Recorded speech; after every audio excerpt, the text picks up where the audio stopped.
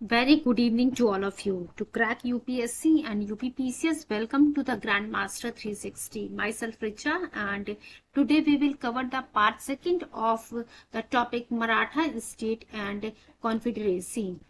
Last session में हम लोगों ने जो घटना चक्र में जितना जिस्ट दिया हुआ था उसका जो है मोर देन 50% पार्ट हम लोगों ने कवर कर लिया था एंड 2 क्वेश्चंस हम लोगों ने देखे थे बच्चों। आज के सेशन में रिमेनिंग जो जिस्ट का पॉइंट है उसको कंप्लीट करेंगे एंड जो भी प्रीवियस ईयर क्वेश्चंस रह गए हैं उन्हें हम कंप्लीट करने की कोशिश करेंगे। सेशन शुरू करने से पहले ही आप लोगों से मेरी एक हम्बल रिक्वेस्ट है, प्लीज पेन और कॉपी लेकर के आप लोग जरूर बैठिएगा ताकि इंपॉर्टेंट पॉइंट्स को आप नोटेड डाउन करते चलें जो कि आपके एग्जाम पॉइंट ऑफ व्यू से बहुत ही ज्यादा इंपॉर्टेंट है।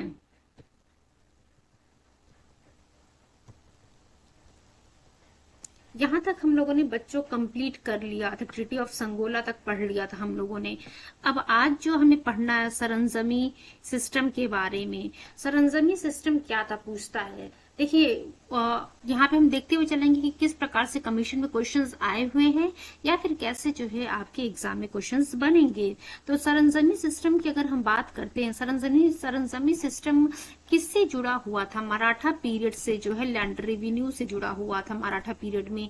अब यहाँ से क्वेश्चन बन रहा है कि सरंजमी सिस्टम जो है वो रिलेटेड था लैंड रेवेन्यू से किसके ड्यूरेशन में? मराठा ड्यूरेशन में, मुगल पीरियड में या फिर जो किसी और पीरियड में? आप ध्यान रखिएगा मराठा के समय की हम बात कर रहे हैं और ये किस रिलेटेड था? लैंड रेवेन्यू से। इसमें क्या था?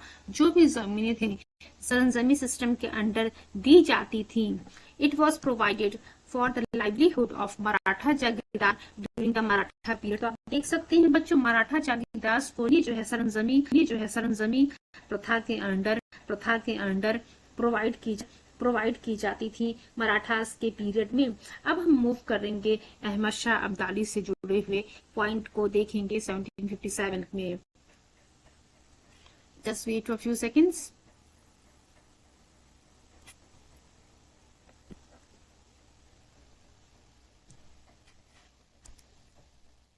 चलिए अब हम देखते हैं बच्चों, इन 1700 जनवरी 1757 एडी की अगर हम बात करते हैं, या इसी समय जो है अहमद शाह अब्दाली दिल्ली में एंटर करता है and looted up to Agra and Mathura. तो एक क्वेश्चन ये बन रहा है कि अहमद शाह अब्दाली दिल्ली में जो है कब जो है कब इसकी एंट्री होती है? तो जनवरी 1757 में जो है ये दिल्ली के थ्रू एंटर करता है एंड आगरा और मथुरा तक जो है ये लूटपाट करता है। Before returning to his motherland he appointed Alamgir second as emperor, Imad ul Mulk as prime minister Imad al-Mulk as Prime Minister and Rohilla leader Najib ud-Dawla as his chief agent and Mir Bakshi of the empire। अब देखिए यहाँ से question पूछा हुआ है कि अहमद शाह अब्दाली जब वापस जाता है उस समय इसने जो है आप कह सकते हैं किसको एम्परर नियुक्त किया था। जो भी जमीनें इसने एक्चुअली आप कह सकते हैं जितना भी एरिया इसने ऑक्युपाई किया था, कनकर किया था, एक्वायर किया था, उस पे जो वहां का जो है उस एरिया का एम्परर किसको नियुक्त किया था? इस अहमद शाह अब्दाली ने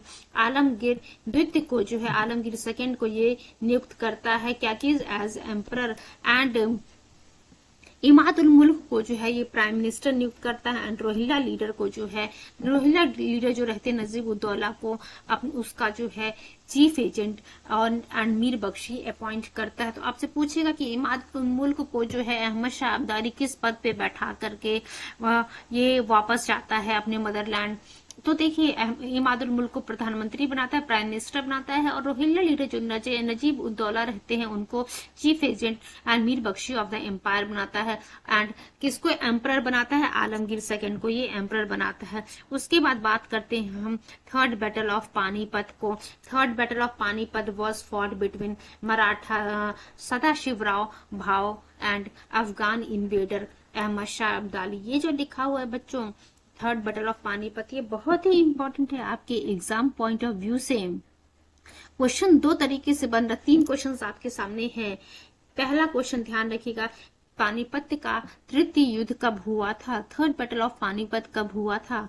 14 जनवरी 1761 को थर्ड बैटल ऑफ पानीपत होता है। दूसरा क्वेश्चन आपसे पूछ रहा है कि थर्ड बैटल ऑफ पानीपत किसके किसके बीच में होता है?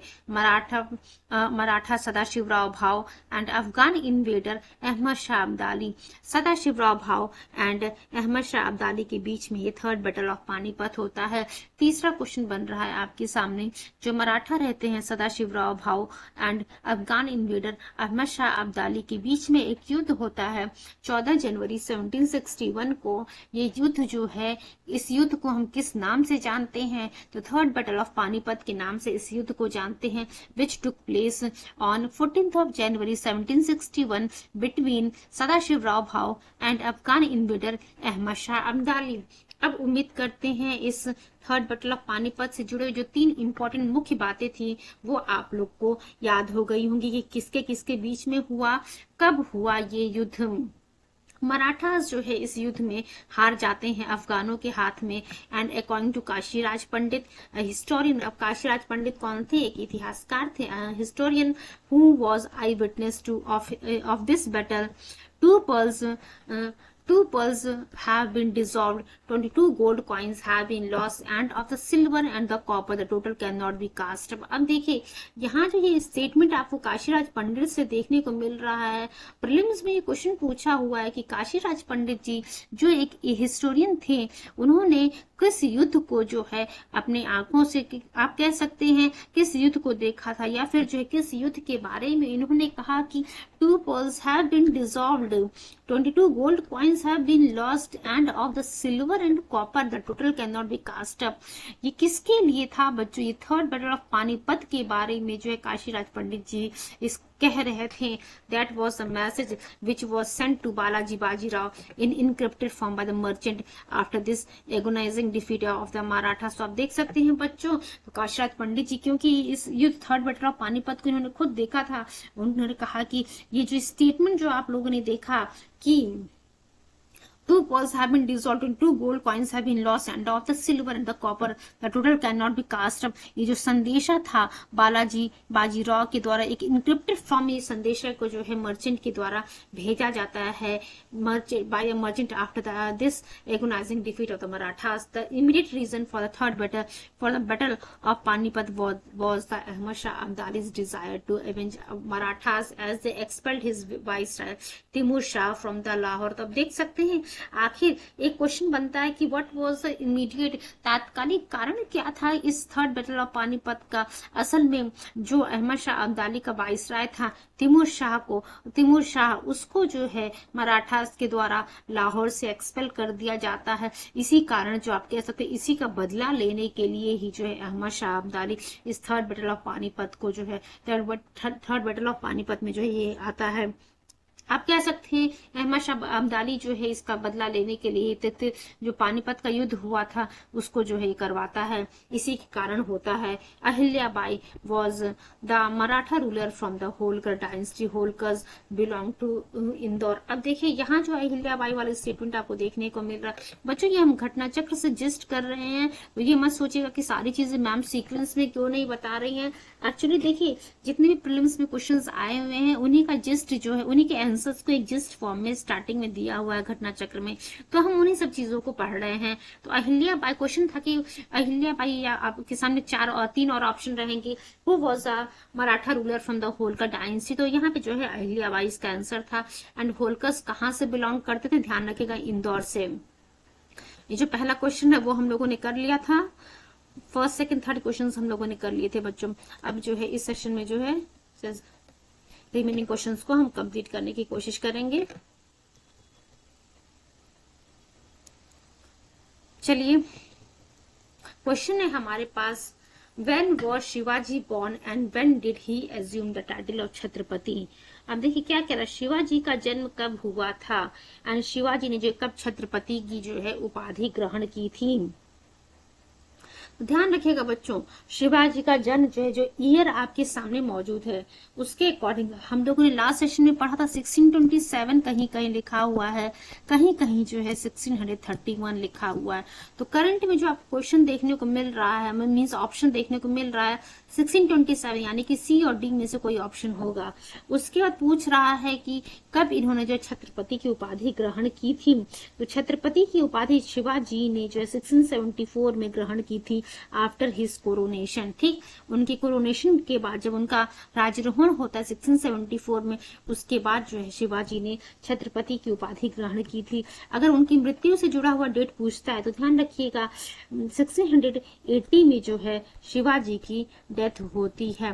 ठीक, यहाँ पे तो हम लोगों ने देख लिया 6D वाला ऑप्शन हमारा सही है। He was born in 1627, died in 1680 and Chhatrapati की उपाधि इन्होंने जो है 1674 मिली थी बच्चों। चलिए अब नेक्स्ट क्वेश्चन की तरफ हम मूव करते हैं। Question number 5, who was the commander who sent by the Sultan of Bijapur for repression of Shivaji in 1659। तो देखिए बीजापुर स्टार्टिंग में ही हम लोगों ने पढ़ा था। अब यहाँ पे जो है सभी जिसको हम कवर नहीं करें क्योंकि ऑलरेडी हम लोगों ने पढ़ लिया है, जिसमें हर जितने भी एक्सप्लेनेशन एक्चुअली दिए हुए हैं सभी को हम लोगों ने पहले ही पढ़ लिया है।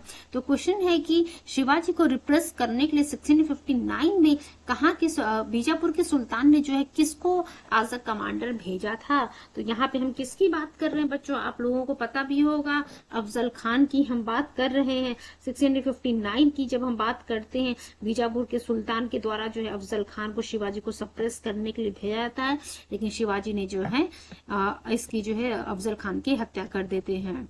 अब देखिए क्या लिखा हुआ है, arrange the following events related to Chhatrapati Shivaji in the chronological form.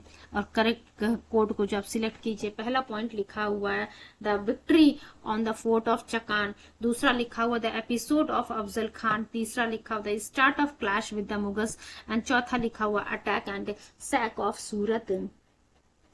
तो देखिए बच्चों, अगर आप क्रोनोलॉजिकल फॉर्म में अरेंज करने की कोशिश करेंगे तो victory on the fort of Chakan की अगर बात करते हैं तो ये जो है बच्चों से 58 में होता है। ठीक, एपिसोड ऑफ अफजल खान की अगर बात करते हैं तो अभी हम लोगों ने देखा था कि बीजापुर के सुल्तान के द्वारा जो है अफजल खान को छत्रपति शिवाजी को रिप्रेस करने के लिए भेजा जाता है, बट शिवाजी के द्वारा जो है आप कह शिवाजी को सप्रेस करने के लिए जो अफजल खान को भेजा जाता है, बट शिवाजी जी ने जो है आप कह सकते हैं अफजल खान की हत्या कर देते हैं। तो ये जो ड्यूरेशन है आप कह सकते हैं एपिसोड ऑफ अफजल खान 1659 हो गया। उसके बाद लिखा हुआ start of clash with the Mughals की अगर हम बात करते हैं तो ये बच्चों इसका duration 1657। Attack and sack of Surat की अगर बात करते हैं तो 664। ये सभी पॉइंट्स हम लोगों ने ऑलरेडी डिस्कस कर लिए हैं। ठीक है, तो जब आप क्रोनोलॉजिकल ऑर्डर में अरेंज करेंगे, चलिए अब हम देखते हैं तो सबसे पहला कौन सा आएगा क्रोनोलॉजिकल ऑर्डर में, पहला आएगा, उसके बाद आएगा third, then second and last but not least fourth. ठीक है, यानी कि फर्स्ट, थर्ड, सेकंड, फोर्थ हमारा सही है आंसर। चलिए देखते हैं हमारे पास ऑप्शन कहाँ है।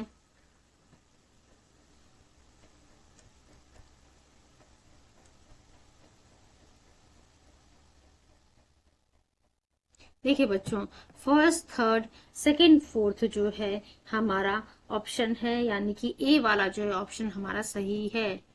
देख सकते हैं आप, ए वाला ऑप्शन हमारा सही है।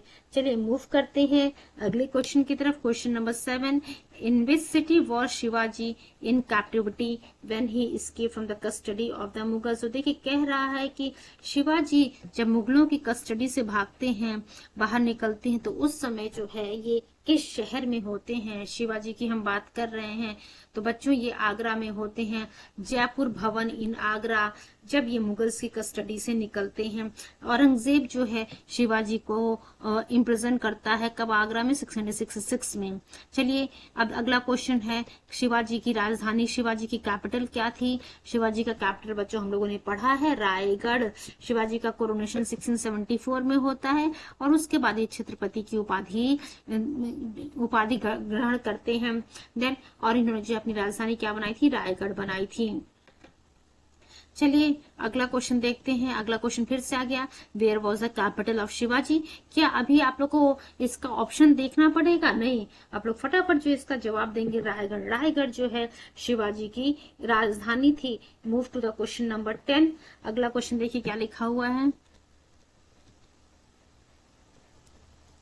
Which of the following coins was not a silver coin in the kingdom of Chhatrapati Shivaji? Just wait for a few seconds.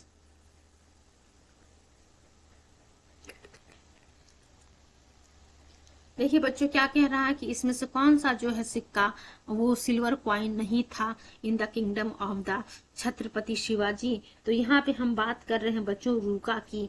रूका जो है ये सिल्वर क्वाइन नहीं था। अगर आप बात करते हैं लरी की, रुपया की, टका की, ये सभी के सभी जो है छत्रपति शिवाजी के समय में जो है सिल्वर क्वाइन थी।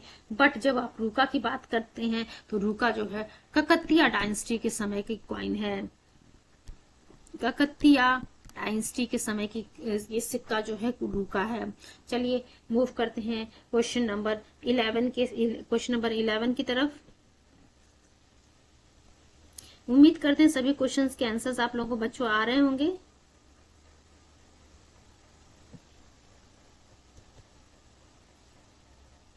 देखिए क्वेश्चन नंबर 11 में क्या लिखा हुआ है। Where was Shivaji formally crowned as Chhatrapati. Shivaji जो है, शिवाजी का कहाँ पे कोरोनेशन होता है बच्चों एज अ छत्रपति? तो इनका जो है कोरोनेशन रायगढ़ में होता है। Shivaji formally crowned as Chhatrapati in Raigad. Shivaji Bhosale is also known as Chhatrapati Shivaji was crowned as a Chhatrapati in 1674 at Raigad. ठीक है। The coronation was perform by Vishweshwar also called Ganga Bhatt of Varanasi. तो देखिए बच्चों गंगा भट्ट ऑफ वाराणसी के द्वारा जो है इनका कोरोनेशन सेरेमनी परफॉर्म किया जाता है। इन्हें ही हम गंगा भट्ट को ही जो है विश्वेश्वर भी कहते हैं। अगला क्वेश्चन देखिए हमारे सामने क्या है। What was the name of Shivaji's गुरु। शिवाजी के गुरु का क्या नाम था? रामदास नाम था बच्चों। समर्थ रामदास जो है, हम लोगों ने जो पहला पार्ट किया है मराठा स्टेट का, तो वहां पे सभी पॉइंट्स को हम लोगों ने डिस्कस किया हुआ है। समर्थ रामदास जो है शिवाजी के गुरु थे।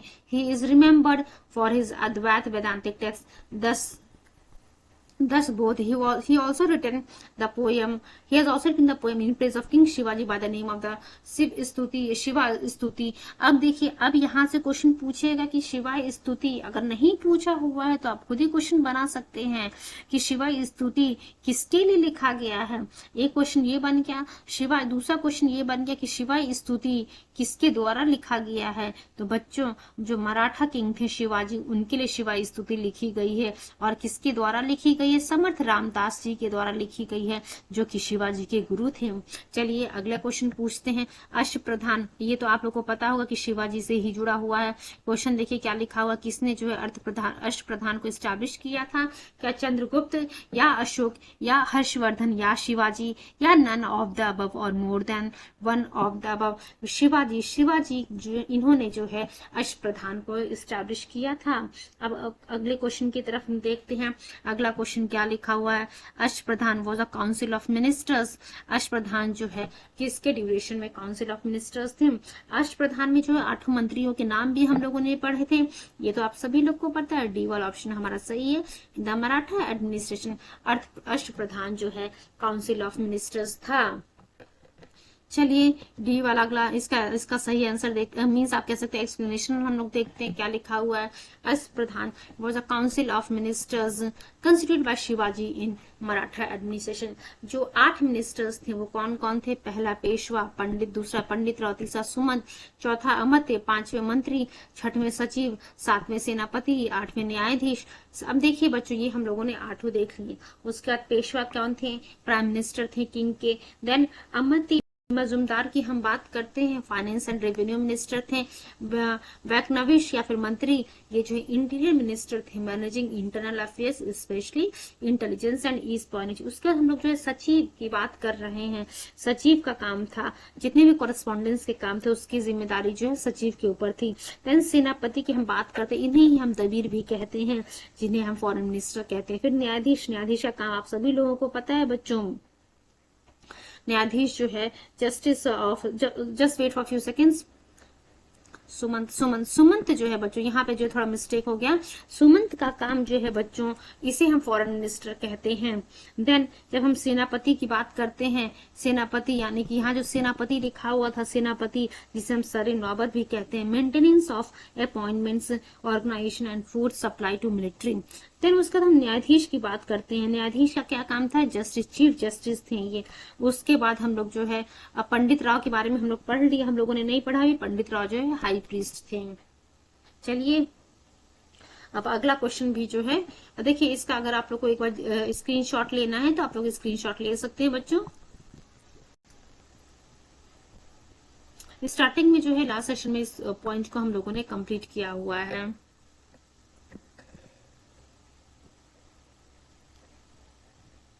इसका नेक्स्ट क्वेश्चन भी हमारा अष्ट प्रधान से ही जुड़ा हुआ है।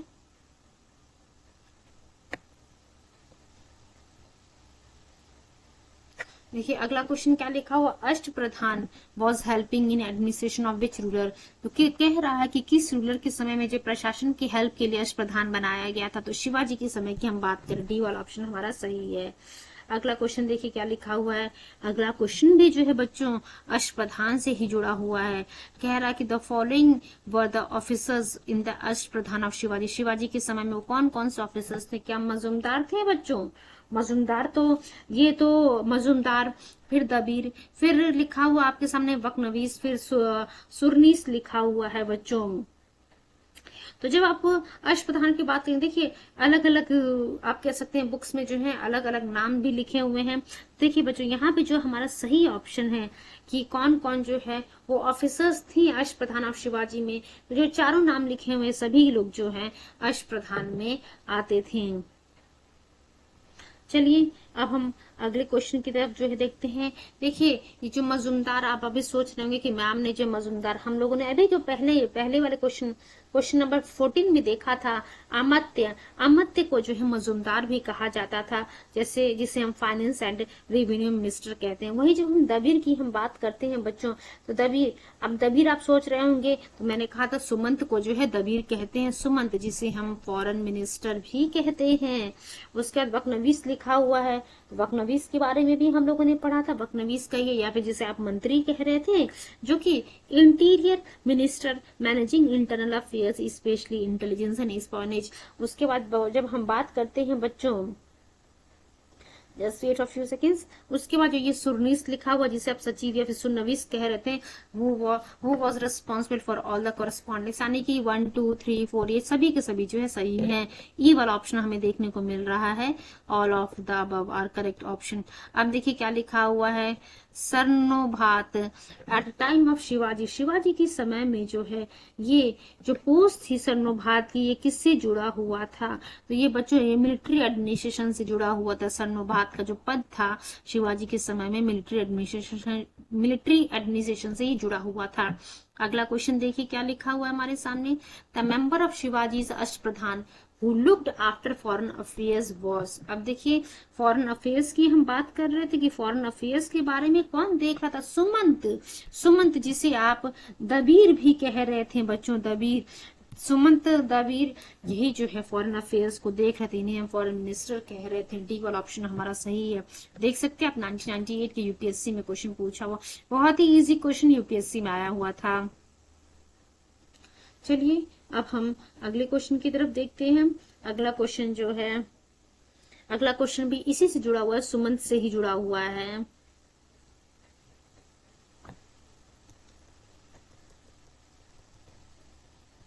देखिए क्या लिखा हुआ, during the reign of Shivaji the foreign minister was known as. Shivaji के समय में फॉरेन मिनिस्टर को हम क्या कहते थे, सुमंत या फिर दबीर। ठीक है, अगला क्वेश्चन देखिए क्या लिखा है, अष्ट प्रधान से जुड़े हुए बहुत सारे क्वेश्चंस आपके एग्जाम में पूछे हुए हैं। Ashta Pradhan, the council of ministers helped in discharge of state affairs to Shivaji. ये आप लोगों को पता होना चाहिए और पता भी होगा सभी बच्चों को। क्वेश्चन का आंसर देखने से पहले जो है चैट बॉक्स में आप लोग रिस्पॉन्स कर दिया कीजिए कि मैम क्या इसका सही आंसर होगा। चलिए मूव करते हैं क्वेश्चन नंबर 21 की तरफ। देखिए क्या लिखा हुआ है, question 21, in matters of the Shiva state Shivaji was advised by the council of ministers. क्या शिवाजी को जो है काउंसिल ऑफ मिनिस्टर्स के द्वारा जो है एडवाइस दिया जाता था? तो पहला वाला तो ऑप्शन मीन्स आप कह सकते हैं एसेशन तो सही है। जो रीजन लिखा हुआ है each minister held independent charge of his department, क्या ये रीजन सही है? तो नहीं बच्चों, जो रीजन लिखा हुआ है वो गलत है। अब चलिए अब हम देखते हैं इसका क्या सही ऑप्शन होगा। देखिए ए बी सी में सी वाला ऑप्शन देखिए A is true and R is false. C वाला ऑप्शन हमारा सही है। अष्टप्रधान आप सभी लोगों को पता है council of ministers, council of 8 ministers हैं मराठा एम्पायर के ड्यूरिंग द शिवाजी रीन, ठीक है। They were not working as cabinet, each minister was the head of his department. चलिए अब अगला क्वेश्चन मूव करते हैं, क्वेश्चन नंबर 22 की तरफ। क्या लिखा हुआ है? Who among the following streamlined the Maratha administration after Sambhaji? ठीक, Who among the following streamlined the Maratha administration after Sambhaji? Sambhaji के बाद कौन आया था? Balaji Vishwanath ji. After Sambhaji, the power of Maratha kingdom came in the hands of Balaji Vishwanath, who made the administration easy and convenient. जब 17 नवंबर 1713 की बात करते हैं, it was an important not only for Balaji but also for the whole Maratha. क्यों? क्योंकि जो power थी वो छत्रपति के हाथों से निकल करके पेशवास के हाथों में आ जाती है। अब चलिए क्रोनोलॉजिकल ऑर्डर में जो है हम क्वेश्चन अरेंज करेंगे। क्वेश्चन नंबर 23 की तरफ मूव करते हैं।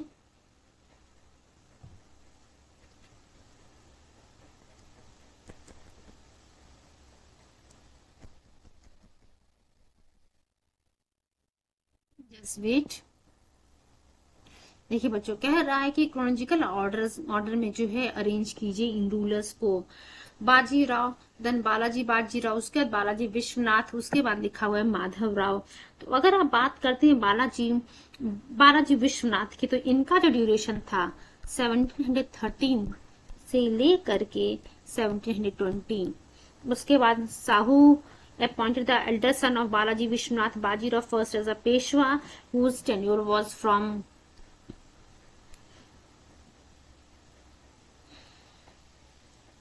just wait for few seconds। देखिए इनका जो ड्यूरेशन है 1720 से लेकर के 1740 है बच्चों। देन हम बात करते हैं बालाजी बाजीराव की, इनका जो ड्यूरेशन है 1740 से लेकर के 1761 1761। एंड लास्ट जब हम बात करते हैं माधवराव की, माधवराव का जो टेन्योर है 1761 से लेकर के 1772। जब आप अरेंज करेंगे क्रोनोलॉजिकल ऑर्डर में, आप देखेंगे सबसे पहले कौन थे? बालाजी विश्वनाथ, उनके उसके बाद बाजीराव, उसके बाद जो है बालाजी बाजीराव, उसके बाद आते हैं माधवराव, यानी कि 3124 जो है सही आंसर है। सी वाला ऑप्शन हमारा सही है। चलिए मूव करते हैं अगले क्वेश्चन की तरफ। अगला क्वेश्चन में हमारा क्या है? क्रोनोलॉजिकल ऑर्डर में अरेंज करने के लिए दिया हुआ है छत्रपति शाहू जी, राजा राम, संभाजी एंड शिवाजी। संभाजी की अगर बात करेंगे तो संभाजी बच्चों शिवाजी के जो है बड़े पुत्र थे। इनका ड्यूरेशन अगर देखेंगे आप 1680 से लेकर के 1689 जो है इनका ड्यूरेशन है। उसके बाद राजा राम की बात करेंगे तो राजा राम जो है शिवाजी के सेकंड सन थे, और इनका ड्यूरेशन क्या था रूल करने का? आप कह सकते हैं 1689 से लेकर के 1700। उसके बाद हम बात करेंगे शिवाजी सेकंड की, ये जो है राजा राम के पुत्र थे। तो शिवाजी सेकंड जो है इनका जो ड्यूरेशन है रूल करने का राजा राम के बाद 1700 से लेकर के 1708 तक। उसके बाद छत्रपति शाहू जी की बात करेंगे। छत्रपति शाहू जी सन थे संभाजी के, इनका ड्यूरेशन क्या था 1708 से लेकर 1708 से लेकर के 1749 तक। चलिए जब आप क्रोनोलॉजिकल ऑर्डर में अरेंज करेंगे आपको मिलेगा ऑप्शन नंबर बी जो है हमारा सही है 3241। अब हम मूव करते हैं, just wait a few seconds, अगले क्वेश्चन की तरफ मूव करते हैं बच्चों।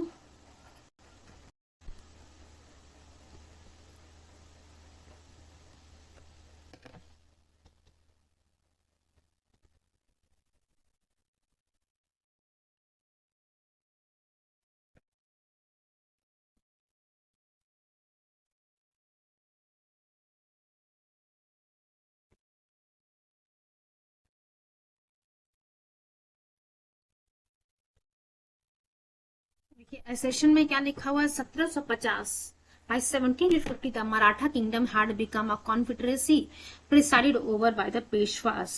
तो बच्चों ए वाला ऑप्शन हमारा सही है। दूसरा लिखा हुआ reason, the successors of Sahu dependent on the will of the Peshwa. तो ये दोनों जो है ए और एसेशन और रीजन दोनों के दोनों सही हैं साहू जी ने। चलिए चलिए इसके आंसर को हम देख लेते हैं, क्या ए वाला ऑप्शन हमारा सही है। A both A and R true and R is correct explanation of the assertion. Shahu appointed Balaji Bajirao as Peshwa after death of Bajirao in 1740. Now the designation of Peshwa became patrimonial। अब देखिए Sangola agreement जो 1750 में होता है, इसका year याद रखिएगा। Maratha king became a do nothing king and mayor of the palace and the Peshwa emerged as a real and effective head of the Maratha confederacy। अब चलिए अगले क्वेश्चन की तरफ हम मूव करते हैं, क्वेश्चन नंबर 27 की तरफ।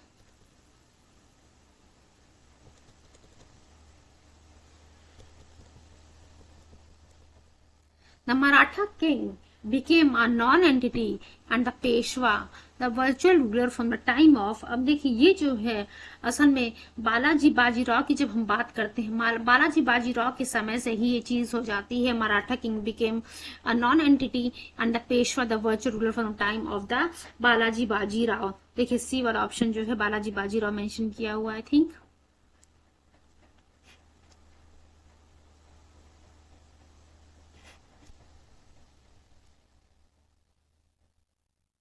देखिए बालाजी बाजीराव जो है सही आंसर है। अगला क्वेश्चन देखिए क्या लिखा हुआ है, at the time of the Aurangzeb's death the Maratha leadership was in the hand of. देखिए क्या लिखा हुआ है, औरंगजेब की जब मृत्यु होती है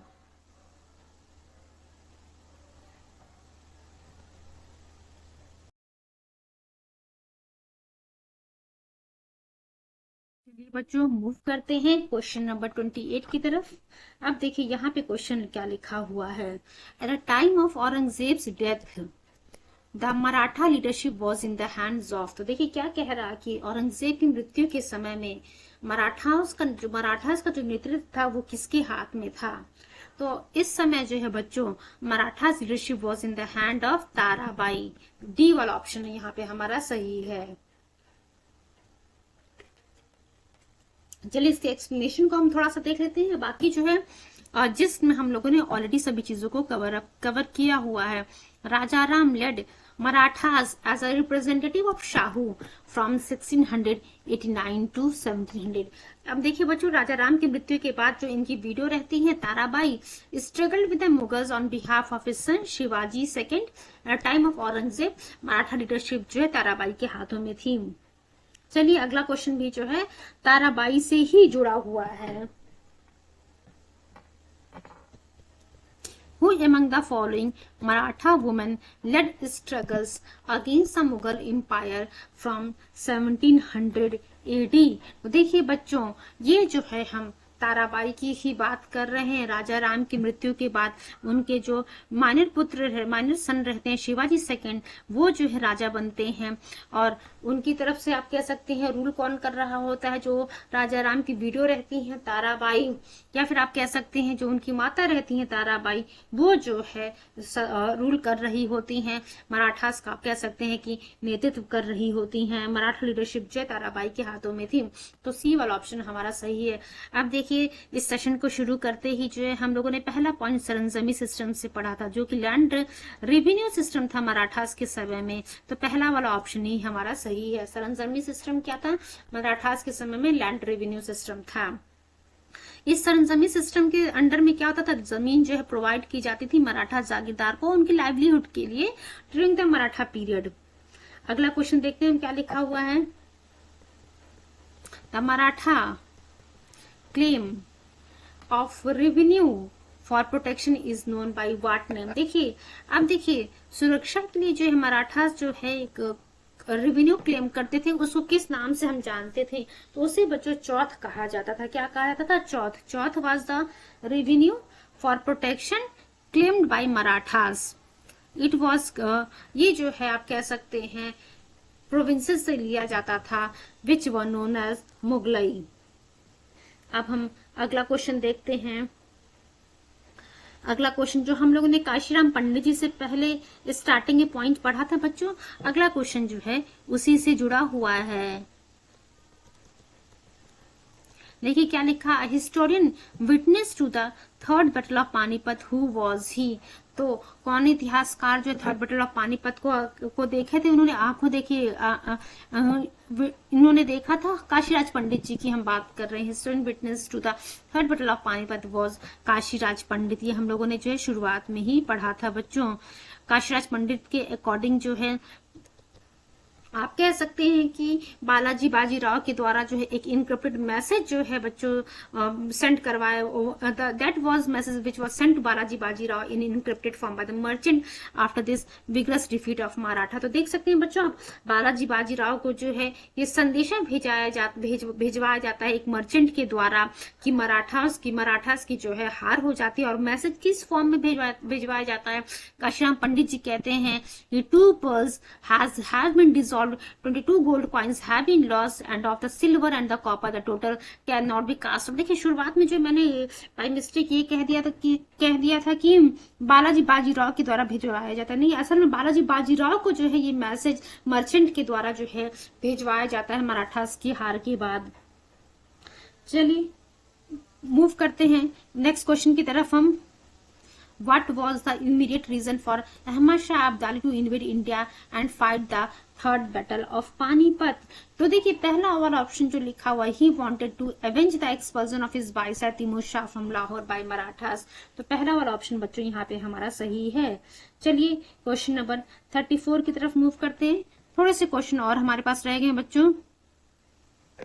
in the third battle of Panipat Marathas were defeated by, third battle of Panipat में जो है मराठास बच्चों कह रहा है कि किसके द्वारा हारे जाते हैं। पहला चीज तो आपको याद होना चाहिए कि 14 जनवरी 1761 को जो है ये आप कह सकते थर्ड बैटल ऑफ पानीपत होता है। किसके किसके बीच में होता है, मराठास के बीच में एंड अहमद शाह अब्दाली जो अफगान रहता है। तो ए वाला ऑप्शन हमारा सही है, मराठास एंड अफगान्स के बीच में होता है बच्चों। अब चलिए अगला क्वेश्चन पूछ रहा है कि थर्ड बैटल ऑफ पानीपत जो है कब हुआ था। अभी तो आप लोगों ने देख लिया 14 जनवरी 1761 को जो है थर्ड बैटल ऑफ पानीपत होता है। चलिए हम देखते हैं हमारे पास क्वेश्चन क्या ऑप्शन क्या दिया हुआ है। देखिए क्वेश्चन 35 क्या लिखा हुआ है, थर्ड बैटल ऑफ पानीपत कब होता है। तो फटाफट आप टिक करेंगे। 14 जनवरी 1761, 14 जनवरी 1761 को थर्ड बैटल ऑफ पानीपत होता है। देखिए अगला क्वेश्चन क्या लिखा था, third battle of Panipat was fought between Ahmad Shah Abdali and Maratha. C वाला ऑप्शन हमारा सही, मराठा और अहमद शाह अब्दाली के बीच में थर्ड बैटल ऑफ पानीपत होता है। कब होता है, 14 जनवरी 1761 को होता है बच्चों। अगला क्वेश्चन देखिए क्वेश्चन 37 क्या लिखा हुआ है। अब ईयर पूछ रहा है कब होता है पानीपत का तृतीय युद्ध, 1761, 14 जनवरी 1761। क्वेश्चन नंबर 38 की तरफ हम मूव करते हैं। Who was the following Rohilla chief was the confident of the Ahmad Shah Abdali. Just wait for few seconds.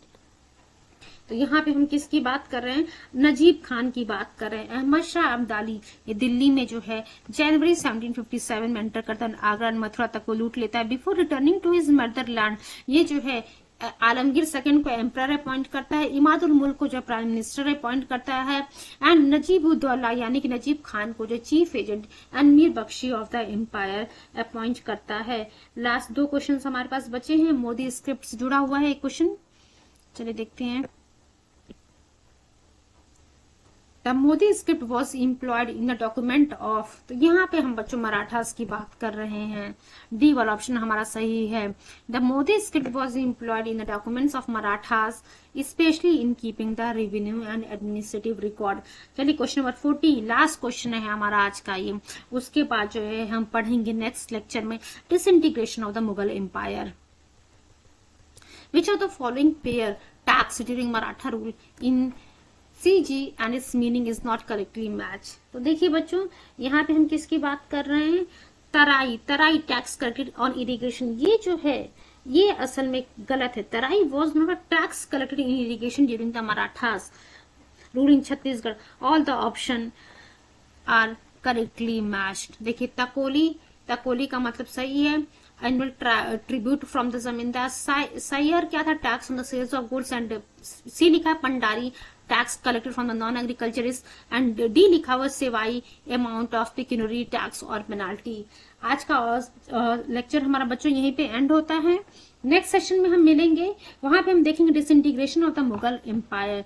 चलिए आज के सेशन को हम यहीं पे बाइंड अप करते हैं। All the very best wishes for your coming exam. Thank you so much.